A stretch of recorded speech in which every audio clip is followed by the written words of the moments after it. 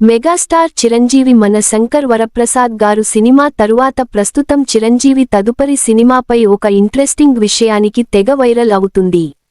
వాల్తేరు వీరయ్య వంటి భారీ హిట్ తర్వాత చిరంజీవి మరోసారి దర్శకుడు కె.ఎస్. రవీంద్ర బాబీతో కలిసి సినిమా చేయబోతున్నారు. ఈ ప్రాజెక్ట్ను ప్రముఖ నిర్మాణ సంస్థ కేవీఎన్ ప్రొడక్షన్స్ నిర్మించనుంది. ఇప్పటికే ఈ సినిమా ప్రకటన కూడా వచ్చింది. అయితే ఇప్పుడు ఈ సినిమా ప్రారంభం ఆలస్యం అయ్యే అవకాశం ఉందనే వార్తలు వినిపిస్తున్నాయి.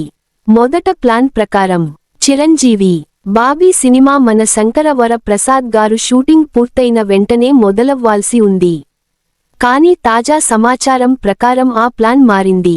దీనికి కారణం కేవీఎన్ ప్రొడక్షన్స్ ఎదుర్కొంటున్న ఆర్థిక, న్యాయపరమైన సమస్యలే. ముఖ్యంగా జననాయకన్ సినిమా విషయంలో సీబీఎఫ్సీతో నడుస్తున్న న్యాయపోరాటం వల్ల నిర్మాతలు ఇబ్బందుల్లో ఉన్నట్లు తెలుస్తోంది.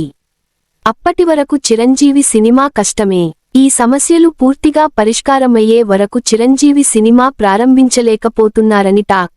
ప్రస్తుతం కేవీఎన్ ప్రొడక్షన్స్ తమ దృష్టంతా జననాయకన్ సినిమా సమస్యలపైనే పెట్టిందట.